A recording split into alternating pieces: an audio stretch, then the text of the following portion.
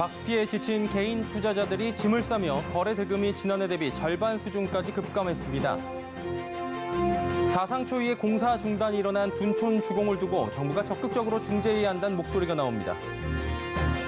LG전자가 지난해 7월 자회사로 설립한 LG 마그나 E-파워트레인의 첫 해외 공장을 멕시코에 짓고 북미 전기차 시장 공략을 본격화하기로 했습니다. 애매한 전통주 분류법으로 기업들은 사각지대에 놓이고 소비자들은 혼란만 가중되고 있다고 합니다. 자, 그렇다면 무엇이 문제인지 이슈 플러스에서 짚어드리도록 하겠습니다. 센 경제라이브 시작합니다.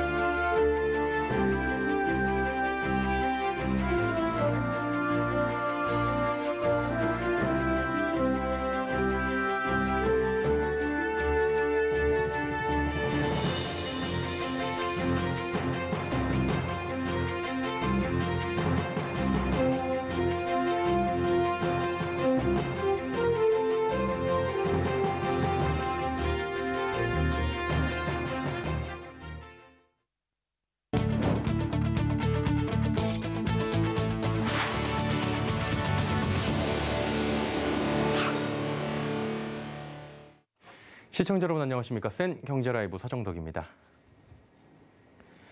금리 인상과 인플레이션 우려가 지속되며 코스피는 박스권에 갇힌 모습이죠. 이에 국내 증시를 받쳐주던 개인 투자자들의 자금이 이탈되며 거래 대금이 지난해 대비 절반 수준까지 떨어졌다고 합니다. 윤혜림 기자입니다. 코스피가 3개월째 2,700선에서 등락을 거듭하며 박스권에서 움직이자 국내 개인 투자자들의 자금도 이탈하고 있습니다. 오늘 한국거래소에 따르면 이달 국내 증시 거래 대금은 227조 6,894억 원으로 일평균 거래 대금은 17조 5,146억 원이었습니다. 이는 지난해 같은 기간 일평균 거래 대금 25조 8,172억 원의 67.8% 수준인 겁니다. 이달 개인 투자자의 거래 대금도 지난해의 72.92% 수준으로 낮아졌습니다. 이에 더해 국내 기준금리 인상과 경기 침체 우려 등으로 빚을 내서 투자하는 이른바 B2 부담이 커지며 지난해 사상 최대치를 기록한 신용거래 융자 잔고도 이달 18일 기준 22조 2,890억 원으로 13% 줄어들었습니다. 증권가에서는 우크라이나 사태, 미국 연방준비제도의 긴축 정책, 인플레이션 등의 악재가 여전히 상존하는 만큼 당분간 국내 증시 반등 여력이 충분하진 않다는 의견을 내놨습니다.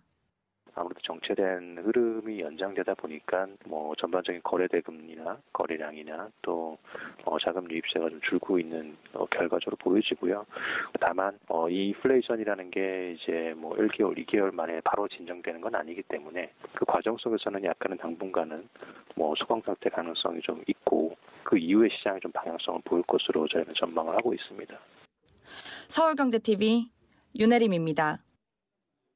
단군 이래 최대 재건축 사업지 둔촌 주공의 공사 현장이 멈춘 지 벌써 엿새째입니다. 양측의 강대강 충돌에 대화의 기미도 보이질 않고 있다고 하는데요.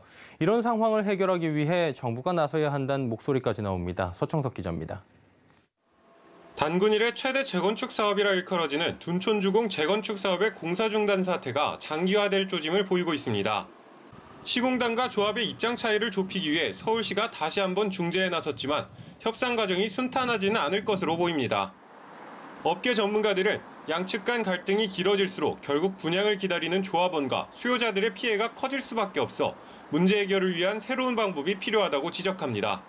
건설사나 조합 자체가 협의만으로 해결하기에는 대단히 어려운 상황이라고 볼 수 있습니다. 정책 차원에서 국가나 분양보전기관인 공기관에서 적극적으로 나서서 정부가 제도를 핑계로 한 발 물러서 있는 상황이지만 분양가 차이와 건자재값 상승이 근본적인 원인인 만큼 공사비 인상 문제가 당사자 간 해결될 가능성은 희박하다는 겁니다. 특히 서울시 공급 물량은 올해 줄어들 것으로 전망되는데 둔촌주공처럼 계획된 물량마저 공급되지 않는다면 전반적으로 부동산 시장의 공급 부분에 대한 불안 심리가 확산할 수 있습니다. 이 경우 갈 곳 잃은 수요가 매매나 임대차 시장으로 쏠려 집값 상승을 부추기는 요인이 될 수 있습니다. 둔촌주공은 12,032가구 규모의 신도시급 사업지로 일반 분양 물량만 해도 4,786가구이기 때문에 서울 시내 공급 물량으로는 역대급 규모입니다. 서울시는 과거 전문 코디네이터를 배정해 10여 차례 중재에 나섰지만 강제성 없는 중재에 입장을 좁히지 못했습니다. 결국 양측의 입장은 평행선을 달리다 공사 중단이라는 초유의 사태에 이르게 됐습니다. 서울경제TV 서청석입니다. 봄 기온은 완연한데 청약시장에는 오히려 찬바람이 불고 있습니다. 규제 영향으로 대출을 받기 어려운 데다 이자까지 비싸지고 있어 청약 수요자들이 이전과는 다르게 신중해진 것으로 풀이됐는데요. 이지영 기자입니다. 수도권 집값을 이끌던 인천 연수구 송도동에선 최근 청약 미달 사태가 쏙쏙 등장하고 있습니다. 송도 센트럴파크 리버비치는 지난해 10월 39가구 일반 분양을 진행했는데 아직도 미분양 상태입니다. 인천의 강남으로 불리던 송도 내 단지지만 반년 가까이 주인을 찾지 못하고 있는 겁니다. 또한 이곳에 지어질 힐스테이트 레이크 송도 4차는 오늘 13가구에 대한 무순위 청약이 진행됐습니다. 수요자들이 청약에 당첨되더라도 잔금을 치를 여력이 없어 계약을 포기하는 상황도 나오고 있습니다. 매수자분들이 집을 살 때 대출 부분에서 이제 좀 많이 혜택을 받는데 금리도 좀 인상되고, 그러니까 뭐 한 가지만 놓고 이제 보기보다는 복합적인 요소가 있는 것 같습니다. 최근 수도권 청약 열기도 급속히 가라앉고 있습니다. 국토교통부에 따르면 지난 2월 말 전국 미분양 주택은 25,254가구로 전달보다 16.2% 늘어났습니다. 그중 수도권 미분양 주택은 2,318가구로 74.9%나 증가했습니다.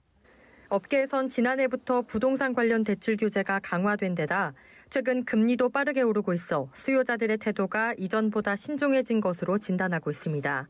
청약을 하면서 잔금 치를 때 내가 그 여력이 되는지를 따져보고 청약을 하기 때문에 수요가 굉장히 많이 줄어든 상황이고요.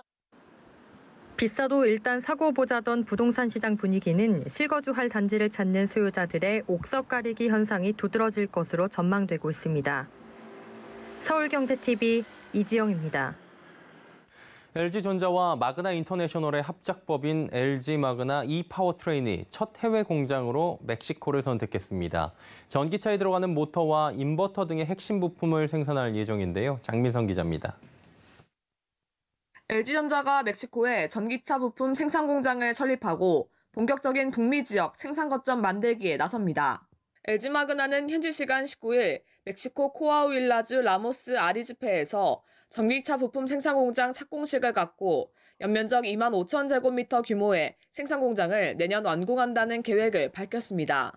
LG 마그나 멕시코 공장은 멕시코 중부 자동차 산업의 중심지 라모스 아리즈페에 들어섭니다. 이곳은 GM 등 완성차 업체와 부품사 공장이 밀집해 있는 데다 마그나 파워트레인 공장도 자리하고 있습니다. 주요 고객사의 생산 거점과 그 접근성 그리고 마그나와의 시너지를 감안한 결정으로 이곳을 기반으로 해서 LG전자와 마그나의 전장 사업의 협력을 강화해 나갈 계획입니다. 이 공장은 LG 마그나의 북미 지역 생산 거점 역할을 할 예정입니다. 지난해 7월 LG전자와 마그나가 합작법인을 설립한 후 처음 구축하는 해외 공장으로 LG 마그나는 한국 인천, 중국 남경에 이어 세 번째 공장을 운영하게 됩니다. LG 마그나의 멕시코 공장에서는 GM의 차세대 전기차에 탑재할 구동 모터, 인버터 등 핵심 부품을 생산할 예정입니다. LG 마그나는 미국 정부의 친환경 모빌리티 정책에 대비하는 동시에 이번 신규 공장을 교두보로 삼아 북미 전기차 시장 공략을 강화할 계획입니다. 한편 LG는 전장 사업을 그룹의 미래 먹거리 중 하나로 정한 뒤 투자를 확대하고 있습니다. 업계에서는 LG전자와 마그나가 시너지를 본격화하면서 LG전자의 전장 사업 흑자 전환에도 가속도가 붙을 것이라는 전망이 나오고 있습니다. 서울경제TV 장민선입니다.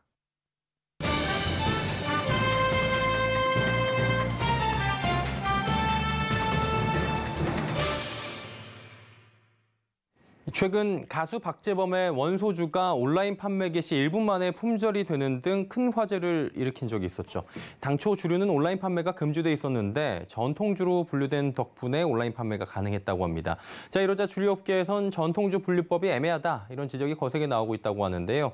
산업부의 문다혜 김수빈 기자가 전통주 분류법 논란부터 주류업계 동향들, 전문가들의 조언까지 짚어봤습니다.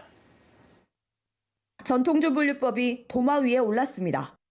최근 박재범의 원소주가 돌풍을 일으키면서입니다. 원소주는 전통주로 인정받아 온라인으로 불티나게 팔리고 있지만 흔히 소비자들이 아는 전통주는 정작 전통주로 분류되지 못하고 있는 상황. 전통주의 기준은 국가가 지정한 장인이 만든 술이거나 식품 명인이 만든 술, 지역 농민이 그 지역 농산물로 만든 술. 특정 주종이나 제조 방식에 따른 분류가 아닌 어디서 누가 만드느냐를 유일한 기준으로 하고 있어 전통 방식과 거리가 멀어도 전통주로 지정될 수 있습니다. 이로 인해 원소주와 서양의 탄산화인, 미국인이 만든 토끼소주, 애플사이다는 전통주지만 일품진로와 화요는 아닙니다. 우리나라에서 만드는 술은 다 전통주지 뭐. 사실 전통주라고 하는 KS 기준 같은 건데 코리안 스탠다드잖아요. 객관적인 또 기준이 좀 필요하고 이게 규제인데 사실은 이제 K주류로 크려면은 외국 사람들이 와서 이제 한국의 술이라고 하는 데에 대한 정체성을 좀. 문제는 이 과정에서 전통을 계승하고 발전시켜온 진짜 전통주 제조업체들은 제도적 사각지대에 놓이게 된다는 겁니다. 특히 전통주로 분류되면 주세 감면 혜택을 받고 온라인 판매가 가능해 논란은 더 거셉니다. 정작 보호받고 육성돼야 할 진짜 전통주들이 온라인 판매와 유통 확장 등의 혜택을 받지 못하고 있는 겁니다. 주류업계도 일제히 전통주 분류법이 애매하다고 입을 모읍니다. 전통주라고 명명하는 기준 자체가 굉장히 좀 모호한 부분이 좀 많이 있습니다. 희석식 소주도 어떻게 보면 요즘에 K푸드라는 이름으로 한국을 굉장히 대표하는 술로 자리매김을 하고 있거든요. 단순하게 만드는 방식과 어떤 사람들이 만들었는지에 따라서 전통주인지 아닌지 단편적으로 구분하는 부분은 조금 더 많은 논의가 필요하다고 생각합니다. 다만 주류의 온라인 판매 확대는 신중해야 할 문제로 기존 규제를 확대하기보다 정확한 기준을 세워 원소주와 같은 상황을 막아야 한다는 입장. 조심스러운 기업들과는 달리 전문가들은 낡은 온라인 주류 판매 규제도 손볼 필요가 있다고 강조합니다. 사실은 너덜너덜한 규제인데 온라인 그것도 한번 제로 베이스에서 검토할 때가 아닌가 나는 그렇게 봐요. 너무 주류에 대해서 온라인 판매 금지는 뭐 기울어진 운동장 내지는 뭐 문제가 있다고 봅니다. 저는. 소비자한테 맡기는 거죠. 술이 뭐 마약이 아닌데 너무 뭐 온라인으로 판매 못하게 되는 근거가 너무 좀 문제가 있다고 봐요. 이에 업계는 전통주 분류법을 제조 방식이 전통에 근거한 것인지 국산 농산물을 얼마나 원재료로 사용하는지 등 데이터에 기반한 기준으로 바꿔야 한다는 입장. 이러한 규제에도 불구하고 주류업계는 우리 술을 알리기 위해 다양한 노력을 펼치고 있습니다. 프리미엄 증류식 소주 시장을 열며 저렴한 술이라는 소주의 이미지를 고급스러운 우리 전통술로 탈바꿈시킨 하이트진로와 광주유 그룹이 대표적입니다. 하이트진로는 매년 세계적 주류품 평회인 몽드 셀렉션에 일품 진로를 출품해 우리 전통 증류식 소주를 전 세계에 알리고 있고 여기에 매년 최상급 싱글몰트 위스키와 견줄 만한 품질의 한정판 제품도 내놓으며 슈퍼 프리미엄 소주 시장 확대에 기여하고 있습니다. 세계 명주들과의 경쟁을 목표로 전 세계 20개국에 화요를 수출하고 있는 광주유 그룹은 2020년 EU가 공인하는 한국산 위스키로 인정받으며 글로벌 시장에서의 우리 전통술의 경쟁력을 보여주고 있습니다. 여기에 전통주를 베이스로 사용한 칵테일을 알리기 위해 화요 칵테일 챔피언십도 2020년부터 열고 있습니다. 법적 규제로 크고 작은 어려움이 많았지만 화요는 대한민국 대표 프리미엄 증류주로서 사명감을 가지고 대한민국 전통주의 우수성을 널리 알리고 건전한 음주 문화를 조성하는 데 앞장서고 있습니다. 이처럼 애매한 분류법 기준으로 인해 정작 법의 취지와는 다르게 외국계 기업이 온라인 유통망을 선점하고 있는 상황. 우리 기업들이 차별받고 있다는 지적이 나오는 이유입니다. 이 같은 규제 때문에 차별을 받고 있는 기업들은 증류식 소주를 판매하는 주류 회사들뿐만이 아닙니다. 통상 전통주로 인식되고 있는 막걸리 등을 전문으로 하는 기업들도 허탈감을 느끼고 있는 모습입니다. 전통문화 방식으로 만드는 술 대부분이 전통주 산업진흥법에 의해 전통주 등에 속하기 때문입니다. 이에 소비자들, 특히 외국인들은 우리나라 전통 술에 대한 정체성 혼란이 생긴다는 우려의 목소리가 나옵니다. 소비자가 알고 있는 전통주의 개념을 제대로 반영하지 못하고 있는 게 아니냐 이런 지적이 많이 나오고 있습니다. 법안이 정한 전통주의 의미와 진정 한국의 어떤 술로서의 전통주하고는 어떤 현실에 대해서의 어떤 괴리감들이 이제 소비자들한테 막 생기는 거죠. 정작 소규모 양조장이지만 온라인 판매 혜택을 받지 못하는 곳도 있습니다. 지역 기반의 맥주들입니다. 지난해 한국수제맥주협회는 성명서를 발표하고 지역 영세 브루어리 온라인 판매를 허용해달라고 촉구하고 있습니다.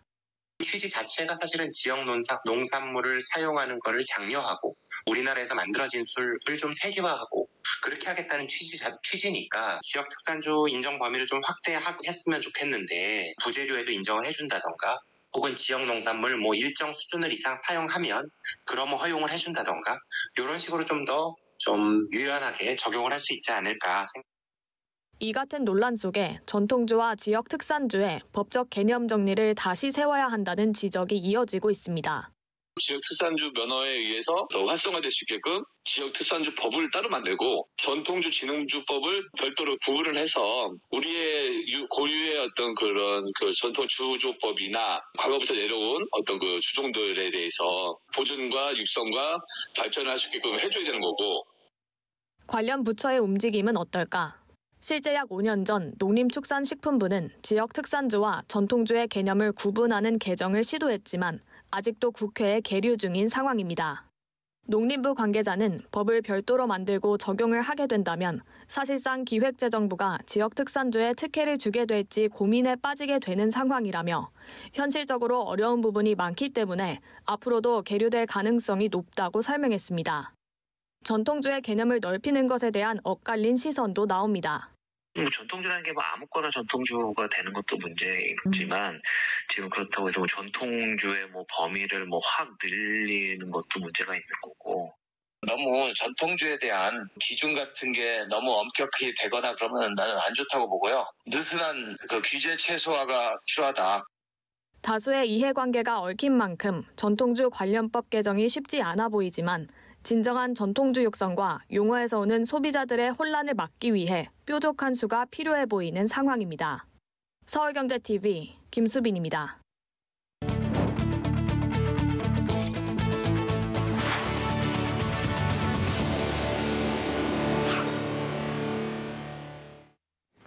부진한 증시 흐름 속 상장사들은 주주 달래기로 무상증자 카드를 꺼내고 있습니다. 다만 무상증자가 무조건 주가 상승을 불러온 것이 아닌 만큼 투자자들의 주의가 필요해 보입니다. 최민정 기자입니다. 최근 미 연준의 강한 긴축 시사와 러시아 사태 등으로 주식시장의 부진이 이어지자 상장사들은 주주 달래기에 나섰습니다. 특히 무상증자 카드를 꺼내든 기업이 늘어난 건데요. 한국거래소에 따르면 올해 들어 오늘까지 약 4개월간 무상증자 공시를 한 기업은 30곳입니다. 무상증자는 기업의 이익 잉여금 등을 자본으로 옮겨 신주를 발행해 늘어난 신주를 주주들에게 나눠주는 겁니다. 이에 주주들에게 이익을 돌려준다는 의미를 담고 있어 통상 주식시장에선 호재로 여겨지는 경우가 많습니다. 다만 최근 주식시장에선 무상증자가 무조건 호재로 작용하는 건 아닌 것으로 드러났습니다. 지난 3월 16일 랩지노미스는 1주당 2주를 배정하는 200% 무상증자를 결정하며 당일 장중 상한가를 기록했지만 주가 상승이 이어지지 못했습니다. 지난 3월 16일과 오늘 주가를 비교하면 5.17% 하락했기 때문입니다.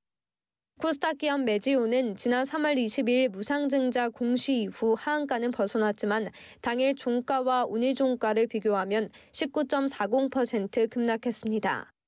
이에 전문가들은 무상증자 발표 후 주가가 급등하지만 기업의 실적과 향후 성장성 등이 뒷받침되지 않은 경우 하락하는 경우도 많아 무상증자만 보고 무작정 투자를 하는 건 위험하다고 경고했습니다.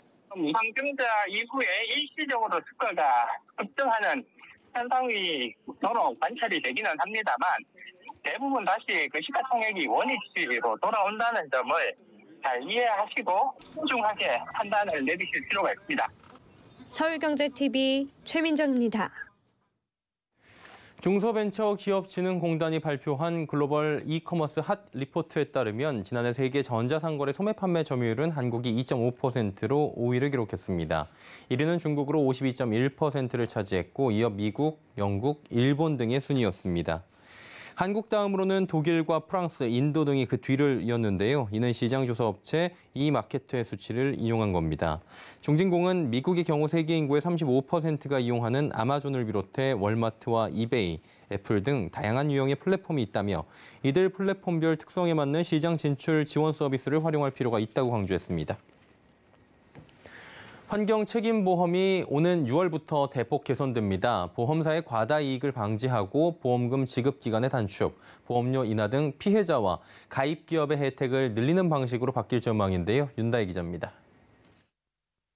환경부는 오늘 정부 세종청사에서 6월부터 2년간 환경책임보험을 운영할 사업자와 제3기 환경책임보험사업 약정을 체결했다고 밝혔습니다. 환경책임보험은 환경오염 피해가 우려되는 사업체가 필수로 가입해야 하는 보험을 말합니다. 사업자로는 사업제안서 평가를 통해 DB손해보험 컨소시엄이 선정됐습니다.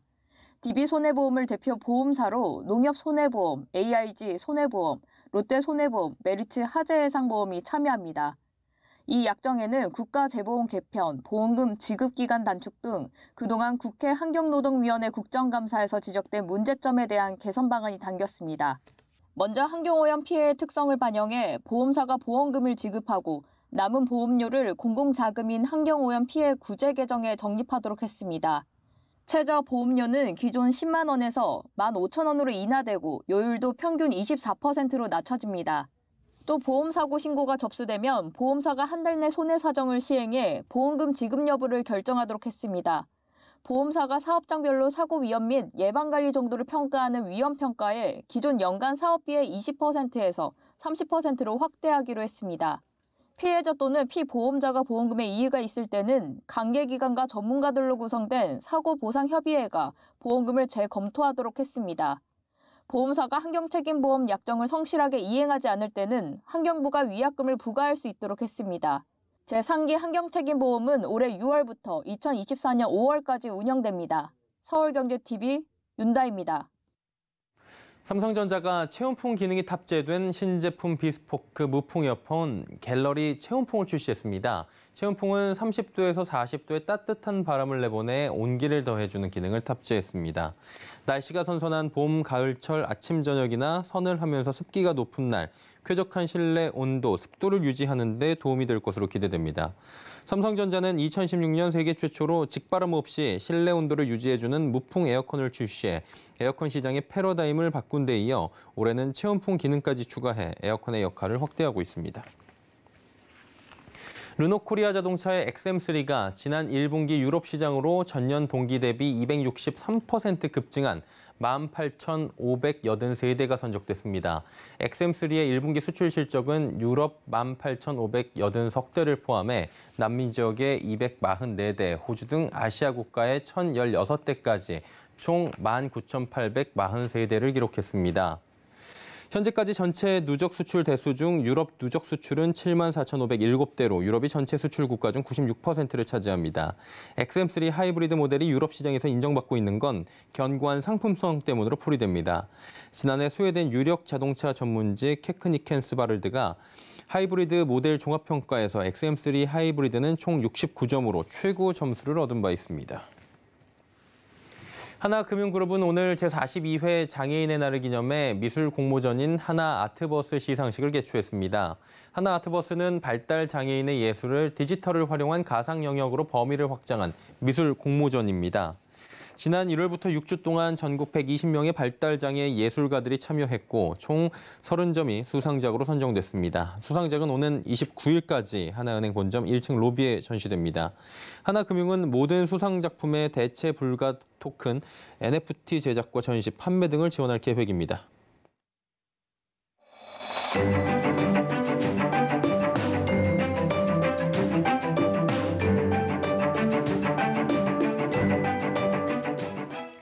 안녕하세요. K웨더 라이프스타일 예보 신지수입니다.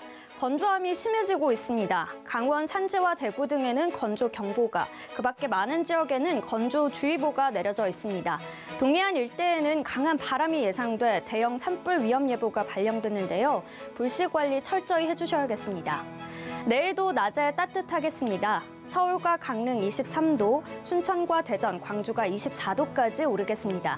공기질은 현재 서울 경기 지역으로 탁한데요. 내일 오전까지는 서울 경기 미세먼지 농도가 나쁨 단계로 이어지겠습니다. 내일 전국이 대체로 맑겠지만 제주도 남쪽 해상에는 기압골이 지나겠습니다.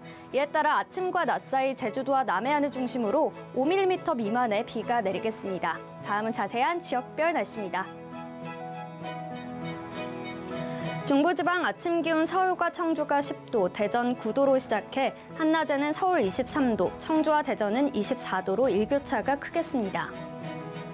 동해안 지방 속초와 강릉의 아침 기온 11도 보이겠습니다. 낮 기온은 23도 예상됩니다.